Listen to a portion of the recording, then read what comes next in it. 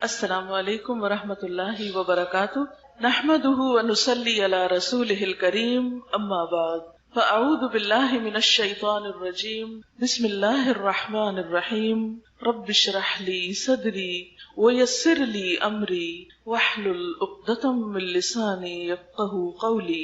کل ہم نے اللہ تعالیٰ کے شکر ادا کرنے کے بارے میں بات کی تھی اور شکر ادا کرنے کا طریقہ جانا تھا ہم نے کہ شکر اس وقت ادا ہو سکتا ہے جب انسان کے دل میں اللہ تعالیٰ کی نعمتوں کا احساس ہو، اور نعمتوں کا احساس اس وقت پیدا ہوتا ہے جب انسان کائنات میں غور و فکر کرتا ہے، نعمتوں کی قدر پہچانتا ہے، اور ان نعمتوں کے بارے میں غور و فکر کریں یا نہ کریں، ان کی قدر و قیمت پہچانے یا نہ پہچانے، بہرحال قیامت کے دن ہم سب سے سوال ضرور ہوگا۔ لَتُسْأَلُنَّ يَوْمَئِذٍ عَنِ النَّعِيمِ، تم سے اس روز نعمتوں کے بارے میں ضرور پوچھا جائے گا۔ کیا پوچھا جائے گا؟ کہ ان نعمتوں کی نمبر 1 قدر کی یا نہیں کی، اعتراف کیا یا نہیں کیا، اس پر اللہ کا شکر ادا کیا یا نہیں کیا، ان نعمتوں کو اللہ کی مرضی کے مطابق استعمال کیا یا اللہ کی نافرمانی میں استعمال کیا۔ اور اسی مناسبت سے آج ہم سورۃ الرحمن، جو کہ آپ سب کی جانی پہچانی ہے، اور سورۃ الرحمن میں ایک آیت جو بار بار دہرائی جاتی ہے، 31 بار آئی ہے، فَبِأَيِّ آلَاءِ رَبِّكُمَا تُكَذِّبَانِ، اپنے رب کی کن کن نعمتوں کو جھٹلاؤ گے؟ تو یقیناً ہمارے پاس جھٹلانے کی، ان کے انکار کی کوئی وجہ نہیں ہے۔ قیامت کے دن بھی ہم انکار نہیں کر سکیں گے۔ ہم میں سے کوئی یہ نہیں کہہ سکے گا کہ میں نے تو نعمت استعمال ہی نہیں کی، مجھے تو معلوم ہی نہیں، یا مجھے تو پتہ ہی نہیں تھا کہ یہ بھی ایک نعمت ہوتی ہے۔ تو آئیے سورۃ الرحمن کا پہلے تھوڑا ترجمہ دیکھتے ہیں، پھر اس کے بعد ان نعمتوں کا ذکر جو کچھ دنیا سے متعلق ہے اور کچھ آخرت سے متعلق ہے۔ اللہ کے نام سے ابتدا کرتی ہوں جو بے انتہا مہربان اور رحم فرمانے والا ہے۔ الرحمن، بے حد مہربان، علم القرآن، اس نے قرآن کی تعلیم دی، خلق الانسان، اس نے انسان کی تخلیق کی، اس نے انسان کو بنایا، علمہ البیان، اس نے انسان کو بولنا سکھایا۔ سورج اور چاند ایک حساب کے پابند ہیں، یعنی ان نعمتوں کو بھی اللہ ہی نے پیدا کیا، اور پیدا کر کے آزاد چھوڑ نہیں دیا بلکہ ایک نظام کے تحت انہیں پابند رکھا۔ اور تارے اور درخت سب سجدہ ریز ہیں، یعنی پوری کائنات اللہ کے آگے جھکی ہوئی ہے، اللہ کی اطاعت کر رہی ہے۔ اس میں ہم بندوں کے لیے ایک سبق ہے کہ ہم نعمتیں پا کر کیا واقعی اللہ کے اطاعت گزار ہیں یا پھر اس کی نافرمانی کے کاموں میں لگے ہوئے ہیں۔ آسمان کو اس نے بلند کیا، یعنی انسان کو غور و فکر کی دعوت دی جا رہی ہے کہ دیکھو ایک چھت جو بغیر ستونوں کے ہے کتنی اونچی اٹھی ہوئی ہے کہ وہاں تک انسان کی رسائی بھی نہیں، اور میزان قائم کر دی، یعنی ہر چیز کے اندر ایک بیلنس رکھا، اعتدال رکھا۔ اس کا تقاضا یہ ہے کہ تم میزان میں خلل نہ ڈالو، یعنی اے انسان ان نعمتوں کو صحیح طور پر استعمال کرو اور زمین میں فساد نہ کرو، بگاڑ نہ پیدا کرو، اور انصاف کے ساتھ ٹھیک ٹھیک تولو اور ترازو میں ڈنڈی نہ مارو، یعنی بندوں کے حقوق صحیح طور پر ادا کرو۔ زمین کو اس نے سب مخلوقات کے لیے بنایا، یعنی زمین صرف انسانوں کے لیے نہیں، اس لیے اس میں ہمیں صرف انسانوں کے حقوق ہی نہیں، جانوروں کے اور دیگر مخلوقات کے حقوق بھی ادا کرنے ہیں، ان کا خیال بھی رکھنا ہے۔ اس میں ہر طرح کے بکثرت لذیذ پھل ہیں، کھجور کے درخت ہیں جن کے پھل غلافوں میں لپٹے ہوئے ہیں، طرح طرح کے غلے ہیں جن میں بھوسا بھی ہوتا ہے اور دانا بھی ہے۔ بس اے جن و انس، تم اپنے رب کی کن کن نعمتوں کو جھٹلاؤ گے؟ انسان کو اس نے ٹھیکری جیسے سوکھے سڑے گارے سے بنایا، یعنی انسان اپنی حقیقت پر تو غور کرے، کہاں سے اٹھایا گیا، اور جن کو آگ کی لپٹ سے پیدا کیا۔ بس اے جن و انس، تم اپنے رب کے کن کن عجائب قدرت کو جھٹلاؤ گے؟ دونوں مشرق اور دونوں مغرب، سب کا مالک و پروردگار وہی ہے۔ بس اے جن و انس، تم اپنے رب کی کن کن قدرتوں کو جھٹلاؤ گے؟ 2 مشرق اور 2 مغرب کیسے؟ آپ نے دیکھا ہوگا کہ جہاں سے سورج نکلتا ہے وہاں سے غروب ہوتا ہے، یعنی ہر نکلنے والا سورج ہر روز جہاں طلوع ہوتا ہے وہاں غروب بھی ہوتا ہے، پھر جہاں غروب ہو رہا ہوتا ہے وہاں کسی اور جگہ طلوع بھی ہو رہا ہوتا ہے۔ تو ہر مغرب مشرق بھی ہے اور ہر مشرق مغرب بھی ہے، اس لیے 2 مشرق اور 2 مغرب کی بات ہوئی۔ پلیز آپ ذرا باہم اگر باتیں کرنا چاہتے ہیں تو باہر چلے جائیں، قرآن آپ کے سامنے پڑھا جا رہا ہے، یہ باتیں بعد میں بھی ہو سکتی ہیں، پورے ہال میں صرف آپ دو لوگ ہیں جو باہم بات کر رہے ہیں، یہ میری باتیں اس وقت نہیں ہو رہی ہیں، اللہ کا کلام آپ کے سامنے پڑھا جا رہا ہے، اس کا ترجمہ آپ کو بتایا جا رہا ہے۔ اس وقت آپ مجھے رسپیکٹ نہیں دے رہے، اللہ کے کلام کو دے رہے ہیں یا نہیں دے رہے؟ کیا آپ کی اپنی باتیں اس کلام سے زیادہ اہم ہیں؟ دونوں مشرقوں اور دونوں مغربوں سب کا مالک اور پروردگار وہی ہے، بس اے جن و انس تم اپنے رب کی کن کن قدرتوں کو جھٹلاؤ گے؟ دو سمندروں کو اس نے چھوڑ دیا کہ باہم مل جائیں، یعنی سمندر میں دو طرح کے مختلف پانی، میٹھا اور کھاری، اسی طرح ٹھنڈا اور گرم دو طرح کا پانی ایک ہی جگہ ساتھ ساتھ چل رہا ہوتا ہے اور باہم ملتا نہیں، دونوں کے درمیان ایک پردہ حائل ہے۔ یہ سب کچھ کرنے والا کون ہے؟ اللہ رب العزت۔ دو سمندروں کو اس نے چھوڑ دیا کہ باہم مل جائیں، پھر بھی ان کے درمیان ایک پردہ حائل ہے جس سے وہ تجاوز نہیں کرتے، بس اے جن و انس تم اپنے رب کی قدرت کے کن کن کرشموں کو جھٹلاؤ گے، یعنی کیسے نہیں اپنے رب کو پہچانو گے؟ ان سمندروں سے موتی اور مونگے نکلتے ہیں، بس اے جن و انس تم اپنے رب کی قدرت کے کن کن کمالات کو جھٹلاؤ گے؟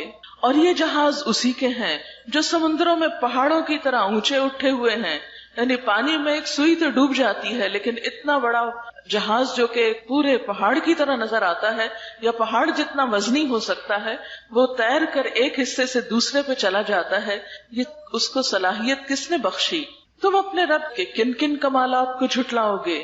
اور یہ جہاز اسی کے ہیں جو سمندر میں پہاڑوں کی طرح اونچے اٹھے ہوئے ہیں، پھر تم اپنے رب کے کن کن احسانات کو جھٹلاؤ گے؟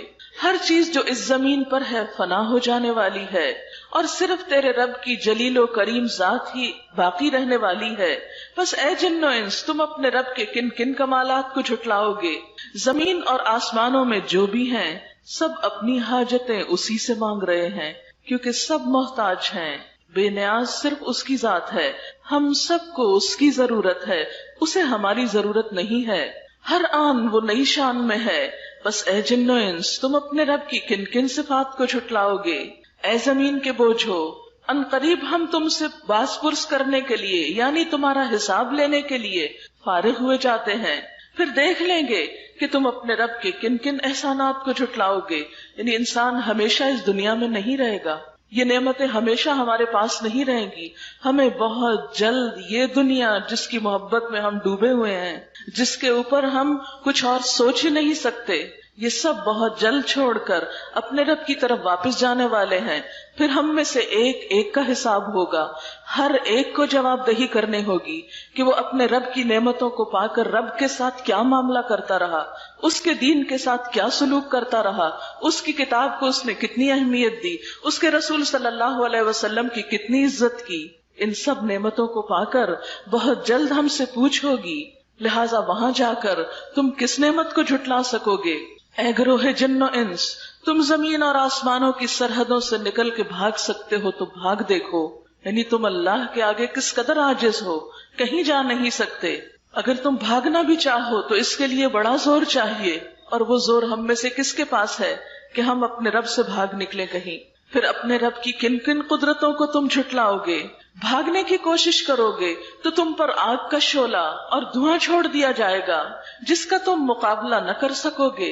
اے جن و انس، تم اپنے رب کی کن کن قدرتوں کا انکار کرو گے؟ پھر کیا بنے گی اس وقت جب آسمان پھٹے گا اور لال چمڑے کی طرح سرخ ہو جائے گا؟ اے جن و انس، اس وقت تم اپنے رب کی کن کن قدرتوں کو جھٹلاؤ گے؟ اس روز کسی انسان اور کسی جن سے اس کا گناہ پوچھنے کی ضرورت نہ ہوگی، کیونکہ سارا اعمال نامہ تو ہر ایک کا ساتھ ہی ہوگا، اس لیے اللہ تعالیٰ کو یہ پوچھنے کی ضرورت نہیں ہوگی کہ کون کیا جرم کر کے آیا، کوئی تنہائی میں ہو یا سب کے سامنے ہو، چھپ کے کوئی کام کرے یا سب کو بتا کے کرے، ہر غلط کام اعمال نامے میں لکھا جا رہا ہے اور وہ سب کے سامنے کھل کر آ جائے گا، انسان کچھ بھی چھپا نہ سکے گا۔ پھر دیکھ لیا جائے گا کہ تم دونوں گروہ اپنے رب کے کن کن احسانات کا انکار کرتے ہو۔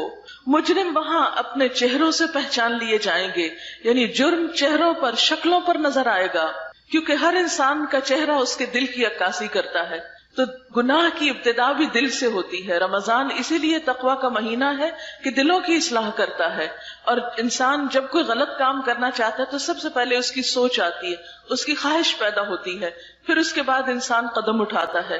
اس لیے چہرے پر سب دلوں کے آثار اور دلوں کے خیالات نظر آ رہے ہوں گے، کیونکہ وہیں پر سارے خیالات جمع ہوئے تھے، یعنی دل میں، اور دل سے پھر انسان کے عمل میں آئے، ظاہر میں آئے.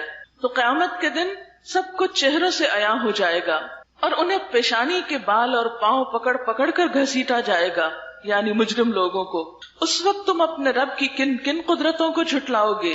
اس وقت کہا جائے گا یہ وہی جہنم ہے جس کو مجرمین جھوٹ قرار دیتے تھے، یعنی صحیح طور پر ایمان نہیں رکھتے تھے. اسی جہنم اور کھولتے ہوئے پانی کے درمیان وہ گردش کرتے رہیں گے. پھر اپنے رب کی کن کن قدرتوں کو جھٹلاؤ گے، یعنی جب آگ میں وہ تڑپ اٹھیں گے تو سخت پیاس لگے گی. آپ نے دیکھا ہوگا ذرا موسم گرم ہو تو انسان کو پیاس زیادہ لگنے لگتی ہے. تو جہنم میں بھی جب وہ آگ میں جلیں گے تو سخت پیاسے ہوں گے. پھر وہ پانی مانگیں گے تو ابلتا ہوا پانی ان کو پیش کیا جائے گا. پانی پی کر پھر اپنے ٹھکانے پہ لوٹیں گے تو آگ ہی آگ پائیں گے، اور یوں ہی ان کی عمر بیت جائے گی. پھر اپنے رب کی کن کن قدرتوں کو تم جھٹلاؤ گے؟ اور ہر اس شخص کے لیے جو اپنے رب کے حضور پیش ہونے کا خوف رکھتا ہو 2 باغ ہیں. اپنے رب کے کن کن انعامات کو جھٹلاؤ گے؟ یعنی ایک طرف مجرموں کا انجام بتایا گیا تو دوسری طرف اللہ کے فرما بردار لوگوں کا انجام بتایا گیا کہ ان کی خوشی کے لیے 2 باغ ہوں گے. 2 کس لیے؟ کہ جب ایک سے دل بھرے گا تو دوسرے میں چلے جائیں گے، اور اسی طرح کبھی ایک جگہ کبھی دوسری جگہ. ہری بھری ڈالیوں سے بھرپور اپنے رب کے کن کن انعامات کو جھٹلاؤ گے؟ دونوں باغوں میں 2 چشمے رواں اپنے رب کے کن کن انعامات کو جھٹلاؤ گے؟ دونوں باغوں میں ہر پھل کی 2 قسمیں اپنے رب کے کن کن انعامات کو تم جھٹلاؤ گے؟ جنتی لوگ ایسے فرشوں پہ تکیے لگائے بیٹھیں گے جن کے استر دبیز ریشم کے ہوں گے، اور باغوں کی ڈالیاں پھلوں سے جھکی پڑ رہی ہوں گی. اپنے رب کے کن کن انعامات کو تم جھٹلاؤ گے؟ ان نعمتوں کے درمیان شرمیلی نگاہوں والیاں ہوں گی جنہیں ان جنتیوں سے پہلے کسی انسان یا جن نے ہاتھ نہ لگایا ہوگا. اپنے رب کے کن کن انعامات کو تم جھٹلاؤ گے؟ ایسی خوبصورت جیسے ہیرے اور موتی اپنے رب کے کن کن انعامات کو تم جھٹلاؤ گے؟ نیکی کا بدلہ نیکی کے سوا اور کیا ہو سکتا ہے؟ پھر اے جن و انس اپنے رب کے کن کن اوصاف حمیدہ کا تم انکار کرو گے؟ اور ان 2 باغوں کے علاوہ 2 باغ اور ہوں گے. اپنے رب کے کن کن انعامات کو تم جھٹلاؤ گے؟ گھنے سرسبز اور شاداب باغ اپنے رب کے کن کن انعامات کو تم جھٹلاؤ گے؟ دونوں باغوں میں 2 چشمے فواروں کی طرح ابلتے ہوئے اپنے رب کے کن کن انعامات کو تم جھٹلاؤ گے؟ ان میں بکثرت پھل اور کھجوریں اور انار اپنے رب کے کن کن انعامات کو تم جھٹلاؤ گے؟ ان نعمتوں کے درمیان خوب سیرت اور خوبصورت بیویاں اپنے رب کے کن کن انعامات کو تم جھٹلاؤ گے؟ خیموں میں ٹھہرائی ہوئی حوریں اپنے رب کے کن کن انعامات کو تم جھٹلاؤ گے؟ ان جنتیوں سے پہلے کبھی کسی انسان یا جن نے ان کو چھوا نہ ہوگا. اپنے رب کے کن کن انعامات کو تم جھٹلاؤ گے؟ وہ جنتی سبز قالینوں اور نفیس و نادر فرشوں پر تکیے لگا کے بیٹھیں گے. اپنے رب کے کن کن انعامات کو تم جھٹلاؤ گے؟ تبارک اسم ربک ذی الجلال والاکرام، بڑی برکت والا ہے تیرے رب جلیل و کریم کا نام. بسم اللہ الرحمن الرحیم. سورۃ الواقعہ. بنیادی طور پر اس سورت میں 3 انسانی گروہوں کا ذکر کیا گیا ہے جن کا چوتھا کوئی اور نہیں. اذا وقعت الواقعہ، اذا جب، وقعت واقع ہو جائے گا، واقعہ واقع ہونے والا. وقع کا مطلب ہوتا ہے اوپر سے نیچے گرنا، اسی سے لفظ واقع ہے اور پھر واقعہ. اردو میں بھی لفظ واقعہ استعمال ہوتا ہے. یہاں مراد واقع ہونے والا یعنی روز قیامت، اور واقعہ مؤنث ہے، اشارہ ہے یوم الساعہ کی طرف. جیسے کہ آپ جانتے ہیں کہ قیامت کے کئی نام ہیں جن میں سے ایک خود قیامہ، پھر طامہ، ساخہ، آزفہ، قارعہ. تو اسی طرح واقعہ بھی دراصل کیا ہے؟ قیامت کے ناموں میں سے ایک نام. تو مراد اس سے کیا ہے؟ جب قیامت واقع ہوگی، جب قیامت برپا ہو جائے گی، سر پر آ پڑے گی. اذا وقعت الواقعہ، جب وہ واقعہ پیش آ جائے گا، قیامت قائم ہو جائے گی. اور اس کا قائم ہونا ایسا ہے، لیس لوقعتها کاذبہ، لیسا نہیں، وقعہ واقع ہونا، ہا اس کا یعنی اس کا واقع ہونا نہیں ہے، کاذبہ کوئی جھوٹ، کوئی جھوٹی بات نہیں ہے، یہ ایک یقینی بات ہے، سچی بات ہے. قیامت کا واقعہ ایسا واقعہ ہے کہ جب وہ پیش آ جائے گا تو کوئی بھی اس کو جھٹلا نہ سکے گا. آج دنیا میں بہت سے لوگ ایسے ہیں جو اس دن کو نہیں مانتے، اس آنے والے حادثے کا انکار کرتے ہیں کہ ایسا کچھ بھی نہیں، یہ صرف من گھڑت باتیں ہیں۔ اور یہ ایک حقیقت ہے کہ آخرت پر ایمان ارکان ایمان میں سے ہے۔ ایک مسلمان کے لیے لازم ہے کہ وہ آخرت کو مانے۔ اگر کوئی شخص آخرت کو نہیں مانتا تو وہ دراصل مسلمان ہی نہیں۔ کیسا ہے وہ دن؟ خافضۃ رافعۃ، وہ قیامت پست کرنے والی ہے، بلند کرنے والی ہے۔ اور اسی طرح عزت اور ذلت کے معنوں میں بھی آتا ہے۔ تو خافضۃ نیچے کرنے والی یعنی ذلیل کرنے والی، پست کرنے والی، گرانے والی، اور رافعۃ بلند کرنے والی، اٹھانے والی یعنی عزت دینے والی۔ قیامت کا دن ایک ایسا دن ہے جس میں عزت اور ذلت کے معیار بدل جائیں گے۔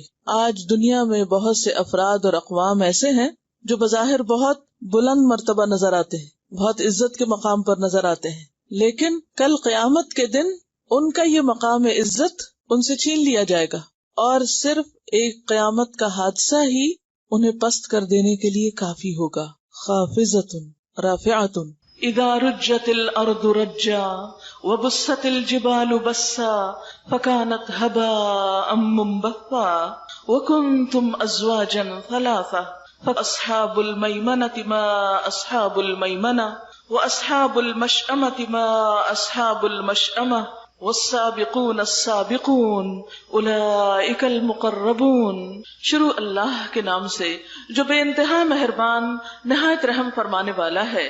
جب وہ ہونے والا واقعہ پیش آ جائے گا، یعنی آخرت کا واقعہ، تو کوئی اس کے واقع ہونے کو جھٹلا نہ سکے گا۔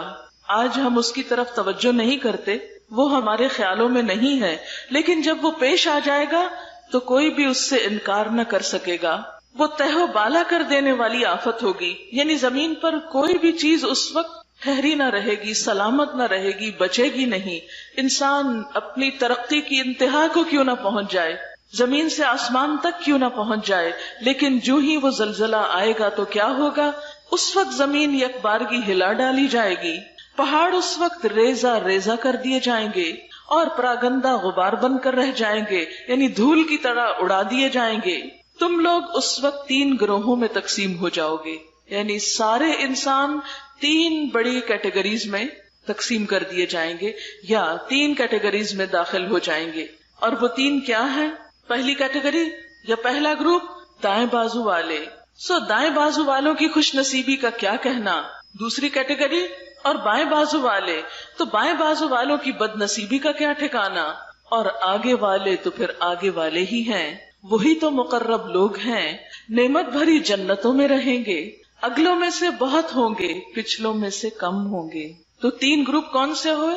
ایک دائیں بازو والے جو عام نیک اچھے لوگ ہیں، ایک بائیں بازو والے جو برے لوگ ہیں، اور ایک تیسری کیٹیگری سابقون، آگے جانے والے، اللہ کے مقرب لوگ۔ اور یہ سابقون، سبقت لے جانے والے کون ہیں؟ جو نیکی اور خیر اور بھلائی کے کاموں میں دوڑ لگاتے ہیں، آگے سے آگے جاتے ہیں۔ وہ یہ نہیں دیکھتے کہ کوئی اور نیکی نہیں کر رہا تو میں کیوں کروں، وہ اس سوچ میں رہتے ہیں کہ کون سی نیکی میں سب سے پہلے آگے بڑھ کر کروں، نیکی کے کاموں میں آگے نکل جاؤں۔ آج ہم اپنے چاروں طرف دیکھتے ہیں تو ہماری دوڑ کس کی طرف ہے؟ دنیا کی طرف۔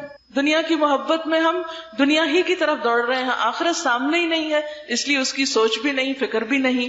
اسی لیے ہم صرف وہ کام کرتے ہیں جس سے ہمیں دنیا کا فائدہ زیادہ ہو، وہ کام ہم پیچھے یا کل پہ یا آئندہ زندگی پہ ڈال دیتے ہیں جو آخرت میں فائدہ دینے والے ہیں۔ حالانکہ ہم میں سے کسی کو نہیں پتا کہ آج زندگی ختم ہو جائے تو کل ہماری آخرت شروع ہو جائے، اور آخرت کا امتحان دنیا کے امتحان سے پہلے آ جائے۔ کوئی نہیں جانتا کہ کس وقت کس پر کیا بیت جائے۔ تو ایسے میں تیسری قسم کے لوگ جو نیکیوں میں آگے جانے والے ہیں، خیر اور بھلائی میں آگے بڑھنے والے ہیں، وہ انتظار نہیں کرتے، وہ سستی کا شکار نہیں ہوتے، وہ کبھی بھی دوسروں پہ نہیں ڈالتے، وہ خود انیشیٹو لیتے ہیں۔ اور اس کو ایک چھوٹی سی مثال سے سمجھاؤں گی۔ مثلاً آپ راہ چل رہے ہیں، راستے میں کوئی کوڑا کرکٹ نظر آتا ہے تو ایک ایٹیٹیوڈ یہ ہو سکتا ہے کہ فوراً آگے بڑھیں اور اٹھا لیں کہ یہ نیکی کا کام میں کر لوں، اور ایک یہ ہے کہ کوئی اور آئے، میری تو ڈیوٹی نہیں، میں تو یہاں پڑھنے کے لیے آتی ہوں، میرا تو یہ کام نہیں کہ میں یہاں اسکول کی صفائی کرتی رہوں، کوئی ہوگا جو اٹھا لے گا۔ یا کوئی بھی جب خیر و بھلائی کا کام آتا ہے، مثلا نماز ہی کا وقت آتا ہے تو ہم میں سے کتنے لوگ ہیں جو دوڑ لگائیں کہ میں اول وقت میں نماز پڑھ لوں، پہلے میں نماز پڑھ لوں. ہم کہتے ہیں اچھا پہلے آپ پڑھ لیں، پہلے وہ پڑھ لیں. صبح سو کر اٹھنے کا آپ سوچیں کہ ہم صرف انتظار میں رہتے ہیں. اچھا پہلے ایک اٹھ جائے، وہ واش روم میں چلا جائے، پھر ہم اٹھیں گے. پھر یعنی دنیا کا معاملہ ہو، کہیں دنیا کا فائدہ ہو تو ہم سب سے پہلے سب سے آگے ہوں گے. حالانکہ دنیا اللہ کے نزدیک مچھر کا پر بھی نہیں، جسے وہ دار الغرور دھوکے کا گھر کہتا ہے، بہت جلد ختم ہونے والا. کل من علیہا فان، سب کچھ فنا ہونے والا.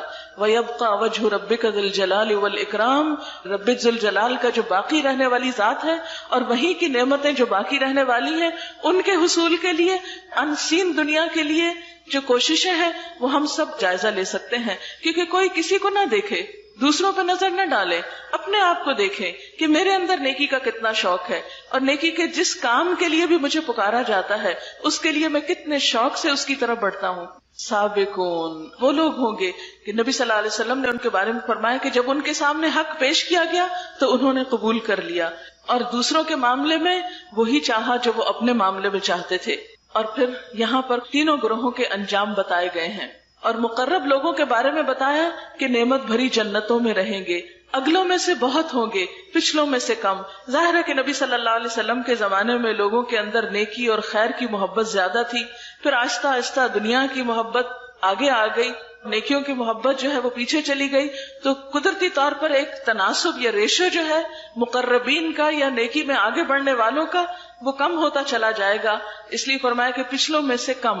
مرصع تختوں پہ تکیے لگائے آمنے سامنے بیٹھیں گے، ان کی مجلسوں میں ابدی لڑکے شراب چشمہ جاری سے لبریز پیالے اور کنٹر اور ساغر لیے دوڑتے پھرتے ہوں گے، جسے پی کر نہ ان کی عقل چکرائے گی اور نہ عقل میں فطور آئے گا. جب جنت کا ذکر آتا ہے تو بہت سے لوگ جنت کا مذاق اڑانے لگتے ہیں اور کہتے ہیں یہ سب لالچ دیا ہوا ہے. میں ایسے لوگوں سے پوچھتی ہوں کہ دنیا کی حقیر چیزوں کے لالچ میں تو وہ ایک دوسرے سے آگے جانے کی کوشش کرتے ہیں، لیکن اللہ تعالیٰ جب جنت کی بات کرتے ہیں تو اس کو لالچ کی بات کہہ کے جھٹلا دیتے ہیں. یہ دراصل شیطان کا دھوکہ ہوتا ہے جو جنت کی قیمت ہماری نگاہوں میں کم کر کے پھر اس کے لیے کوشش بھی نہیں کرنے دیتا. اور عام طور پر بہت پاک باز بنتے ہیں لوگ یہ کہتے ہوئے نہیں جنت کے لالچ میں نہیں نیکی کرنی چاہیے، صرف اللہ کی رضا میں کرنی چاہیے. نہیں، جب اللہ تعالیٰ خود ہمیں جنت کا شوق دلاتے ہیں، اس نے ہمیں پیدا کیا ہے، وہ جانتا ہے کہ ہمارے دلوں کے اندر کیا ہے اور ہمارے اندر مادی چیزوں کی محبت کس قدر کوٹ کوٹ کے بھری ہوئی ہے. اس لیے اللہ تعالیٰ ایک اور جگہ پر فرماتے ہیں یزکوا انفسکم، اپنے آپ کو پاکیزہ مت کہو، بل اللہ یزکی من یشاء، اللہ ہی جسے چاہتا ہے پاک کرتا ہے. تو اس لیے جنت کا ذکر جب اللہ تعالیٰ کرے تو اسے شوق سے سننا چاہیے. اللہ تعالیٰ خود فرماتے ہیں سابقوا الی مغفرۃ من ربکم وجنۃ، دوڑو اپنے رب کی بخشش حاصل کرنے کے لیے اور جنت کے لیے. یعنی جنت کی طرف دوڑ کا حکم اللہ تعالیٰ نے خود دیا ہے. اس لیے جنت کی باتیں محض لالچ کی باتیں نہیں ہیں، یہ اللہ تعالیٰ نے ہماری نفسیات کو سامنے رکھتے ہوئے ہمیں ایک انسینٹیو دیا ہے، شوق دیا ہے. پھر جنت ہی کے بارے میں فرمایا کہ جنت کے جو کارندے ہوں گے وہ مقربین کے سامنے طرح طرح کے لذیذ پھل پیش کریں گے کہ جسے چاہیں چن لیں. پرندوں کے گوشت پیش کریں گے، جس پرندے کا چاہیں استعمال کریں. ایک بہت بڑی ویرائٹی ہوگی. ان کے لیے خوبصورت آنکھوں والی حوریں ہوں گی، ایسی خوبصورت جیسے چھپا کے رکھے ہوئے موتی. یہ سب کچھ ان کے اعمال کی جزا کے طور پر انہیں ملے گا. یہ سب کچھ ان کے اعمال کی جزا کے طور پر انہیں ملے گا جو وہ دنیا میں کرتے رہے. وہاں وہ کوئی بےہودہ کلام یا گناہ کی بات نہ سنیں گے. کوئی غیبت نہیں ہوگی، کوئی چغلی نہیں ہوگی، کوئی کسی کی بیک بائٹنگ نہیں ہوگی، کوئی کسی کو تانا نہیں دے گا، کوئی کسی کا دل جلانے والی باتیں نہیں کرے گا. وہاں پر کوئی گناہ کی بات بھی نہیں، کوئی جھوٹ نہیں بولے گا، کوئی خیانت نہیں کرے گا. سب لوگ اللہ قیلن سلامن سلاما، سلامتی کی باتیں ہی کریں گے. اور یہاں پر کیا فرمایا کہ وہاں کوئی بےہودہ کلام یا گناہ کی بات نہ سنیں گے. جو بات بھی ہوگی ٹھیک ٹھیک ہوگی. اور دائیں بازو والوں کی خوش نصیبی کا کیا کہنا. وہ بے خار یعنی بغیر کانٹوں کے بیریوں اور تہ بتہ چڑھے ہوئے کیلوں اور دور تک پھیلی ہوئی چھاؤں اور ہر دم رواں پانی اور کبھی ختم نہ ہونے والے اور بے روک ٹوک ملنے والے بکثرت پھلوں اور اونچی نشست گاہوں میں ہوں گے. آبویسلی سابقین کی جنت کے مقابلے میں ذرا کم درجے کی ہوگی. ان کی بیویوں کو ہم خاص طور پر نئے سرے سے پیدا کریں گے اور انہیں باقرہ بنا دیں گے. اپنے شوہروں کی چاہنے والی اور عمر میں ہمسن ہوں گی، یہ سب کچھ دائیں بازو والوں کے لیے ہے۔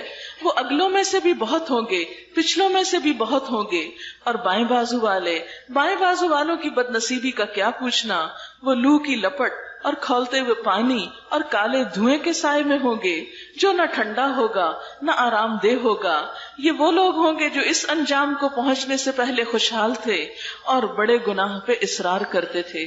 آپ کو معلوم ہے کہ بڑے گناہ کون سے ہیں؟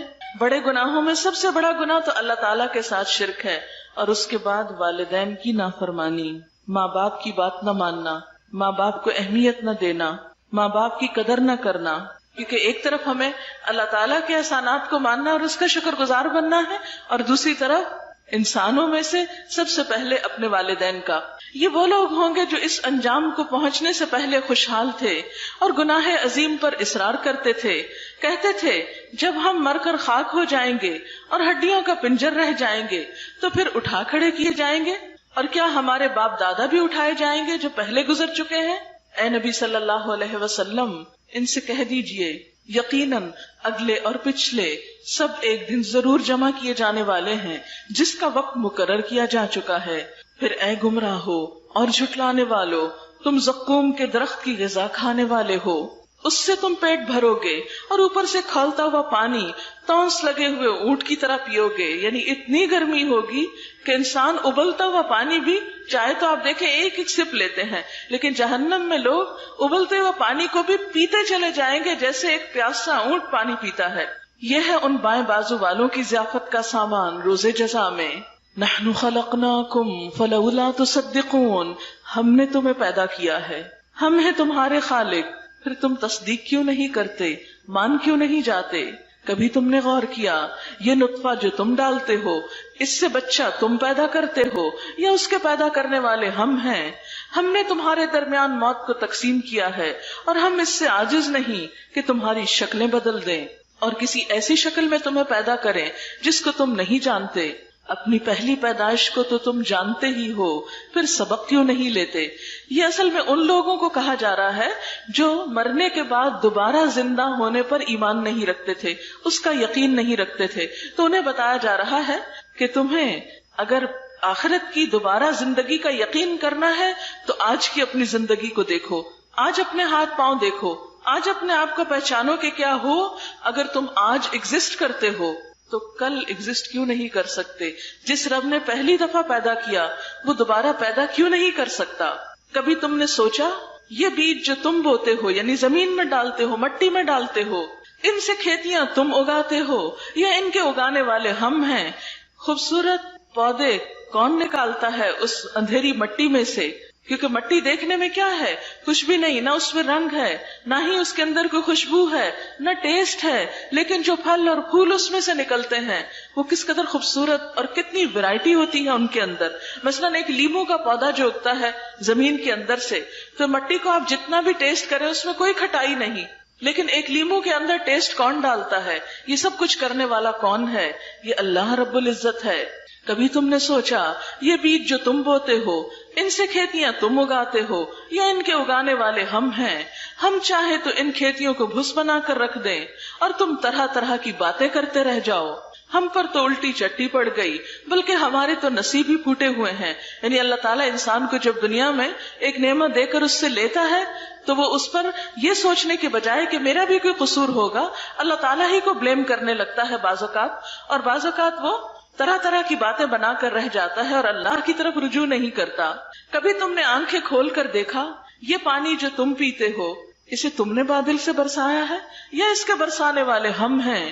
ہم چاہے تو اسے سخت کھاری بنا دیں، یعنی بارش میٹھے پانی کی برسنے کی بجائے کڑوے پانی کی برسے۔ اور کتنے حیرت کی بات ہے نا، آپ دیکھیں کہ جو واٹر سائیکل ہے وہ آپ سب جانتے ہیں کہ بارش کہاں سے بنتی ہے؟ جو سمندر سے بخارات اٹھتے ہیں۔ سمندر کا پانی کس قدر کھاری ہوتا ہے، وہاں سے اللہ تعالیٰ جو پانی اٹھاتے ہیں اور بادلوں کے ذریعے پھر زمین پہ برساتے ہیں وہ کھاری نہیں ہوتا۔ یہ سب کچھ کرنے والا کون ہے؟ پھر تم شکر کیوں نہیں ادا کرتے؟ کبھی تم نے خیال کیا کہ یہ آگ جو تم سلگاتے ہو اس کا درخت تم نے پیدا کیا ہے یا اس کے پیدا کرنے والے ہم ہیں؟ ہم نے اس کو یاد دہانی کا ذریعہ اور حاجت مندوں کے لیے زندگی کا سامان بنایا۔ بس اے نبی صلی اللہ علیہ وسلم اپنے رب عظیم کے نام کی تسبیح کرو. فسبح باسم ربک العظیم. بس نہیں میں قسم کھاتا ہوں تاروں کے مواقع کی، اگر تم سمجھو تو یہ بہت بڑی قسم ہے کہ یہ ایک بلند پایا قرآن ہے. انہ لقرآن کریم فی کتاب مکنون، ایک محفوظ کتاب میں ثبت ہے، یعنی اس میں کوئی تبدیلی کر نہیں سکتا کیونکہ اس کی اصل اللہ تعالیٰ کے ہاں محفوظ ہے، جسے مطہرین کے سوا کوئی چھو نہیں سکتا. یہ رب العالمین کا اتارا ہوا ہے، یعنی اس قرآن کو معمولی چیز نہ سمجھو، یہ اللہ رب العزت کی طرف سے آیا ہے. پھر کیا تم اس کلام کے ساتھ بے اعتنائی برتتے ہو، اس سے بے رخی برتتے ہو، اس کی پرواہ نہیں کرتے، اس کو اہمیت نہیں دیتے، اس کو پڑھنے اور پڑھانے کے لیے تمہاری زندگی میں وقت نہیں ہے؟ قیامت کے دن جب ہم اللہ کے حضور حاضر ہوں گے، بڑی بڑی لائبریریاں چاٹ کر، دنیا کی ڈھیروں کتابیں پڑھ کر، اس وقت کیا اللہ ہم سے پوچھے گا نہیں کہ میری کتاب کو پڑھنے کا وقت نہیں ملا تھا تمہیں؟ کتنا کچھ پڑھ ڈالا. ایک بچہ کلاس 1 سے لے کر میٹرک تک بھی کتنی کتابیں پڑھ ڈالتا ہے. آپ سب اگر گننا شروع کریں تو شاید اس وقت شمار نہ کر سکیں کہ اب تک آپ کتنی کتابیں پڑھ چکے ہیں، اور اس سے آگے بھی آپ کتنی کتابیں پڑھیں گے. لیکن کس قدر افسوس کی بات ہے، اتنی کتابیں پڑھنے والے کبھی نہیں سوچتے کہ زندگی میں ایک بار اللہ کی کتاب تو پڑھ کے دیکھیں. انسانوں کی لکھی ہوئی کتابیں، ان کو ہم اہمیت دیتے ہیں. اللہ کی بھیجی ہوئی کتاب، اس کی کوئی اہمیت ہی نہیں ہمارے ذہن میں، ہمارے دل میں اس کی کوئی قدر ہی نہیں. صرف زبانی ضرور کہتے ہیں کہ ہم اس کو چومتے بھی ہیں، اوپر اٹھا کے رکھتے ہیں، سینے سے لگا کے رکھتے ہیں، خوبصورت غلافوں میں لپیٹ کے رکھتے ہیں، سنبھال کے رکھتے ہیں، لیکن جس کام کے لیے آئی ہے وہی نہیں کرتے. اس سے کیا واقعی ہمارے پاس وقت نہیں؟ کیا واقعی ہمارے پاس عقل نہیں؟ کیا واقعی ہم دیکھ نہیں سکتے؟ کیا واقعی ہم پڑھ نہیں سکتے؟ کیا واقعی ہم سمجھ نہیں سکتے؟ کیا واقعی سمجھنے کے مواقع نہیں ہیں؟ سب کچھ ہے لیکن دل ہی نہیں ہے. نہ صحیح، پلٹنا تو اسی کی طرف ہے جس نے یہ کتاب بھیجی ہے. وہاں پر دوسری کتابوں کا تو امتحان نہیں ہوگا، وہاں تو اس کتاب کے مطابق امتحان ہوگا. پھر اگر اس کو پڑھے بغیر چلے گئے تو کیا جواب دیں گے، کیا حساب دیں گے؟ وہ لوگ تو پھر بھی شاید معذور ہیں، مجبور ہیں کہ جو پڑھنا لکھنا نہیں جانتے، لیکن پڑھے لکھے لوگ، بڑی بڑی ڈگریاں رکھنے والے، ساری زندگی میں ایک اللہ کی کتاب نہ پڑھ سکے، وہ رب کو کیا جواب دیں گے، کیا حساب دیں گے؟ اسی لیے اللہ تعالیٰ فرماتے ہیں افبہذا الحدیث انتم مدہنون، وہ کتاب جو محفوظ کتاب ہے، بلند پایا کتاب ہے، باعزت کتاب ہے، جسے مطہرون کے سوا کوئی چھوتا نہیں اللہ کے ہاں، مقرب فرشتوں کے پاس ہے، رب العالمین کی اتاری ہوئی ہے. تم اس کی پرواہ نہیں کرتے، تم اس کی قدردانی نہیں کرتے. وَتَجْعَلُونَ رِزْقَكُمْ أَنَّكُمْ تُكَذِّبُونَ، اور تم نے اپنا حصہ اس میں یہ رکھا ہے کہ اسے جھٹلاتے ہو. جو بات سمجھ میں نہیں آتی اس کا صاف انکار کر دیتے ہو.